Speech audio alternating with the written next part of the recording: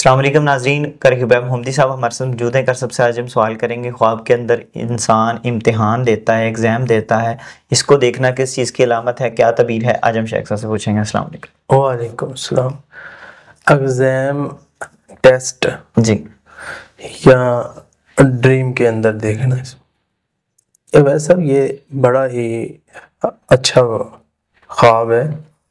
Exam کے اندر انسان اپنے آپ کو دیکھتا ہے پھنسا ہوا ہے، جی، یہ ریئل لائف میں کسی دباؤ کا شکار، دباؤ کی وجہ سے خواب، نہ کہ یہ جادو کی وجہ سے۔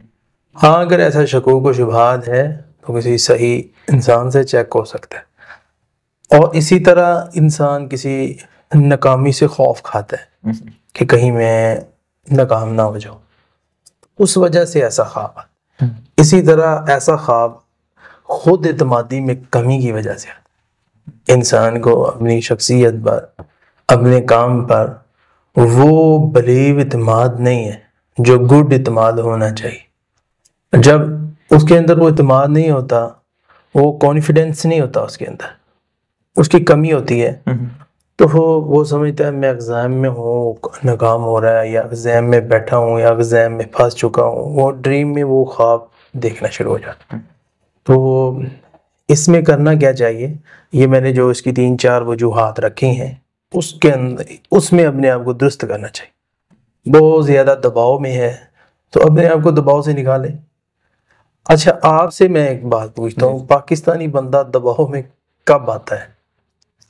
پاکستانی میں دباؤ، پریشانی، ٹینشن ہو یا کوئی ایسا مسئلہ۔ پاکستانی بندہ دباؤ میں آتا ہے جب وہ بے تکا پاکستان میں رسک لیتا ہے۔ بالکل ایسا ہی، یعنی لینا ہی نہیں چاہیے بندے کو، بہت بے تکا رسک لیتا ہے بندہ دباؤ میں، یا رشتہ داروں کی طرح دباؤ، یا کسی کی بلیک میلنگ ہو جاتی ہے اس کے اوپر، تو یہ ہوتی۔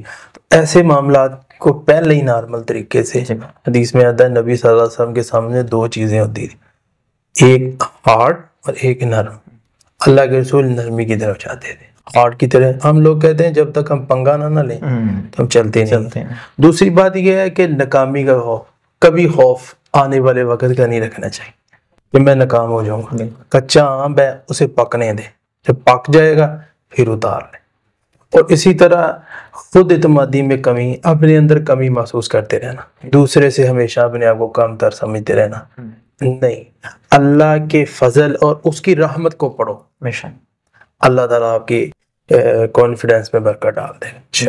بہت شکریہ جی ناظرین، اگلے پروگرام میں پھر حاضر ہوں گے۔ اللہ حافظ۔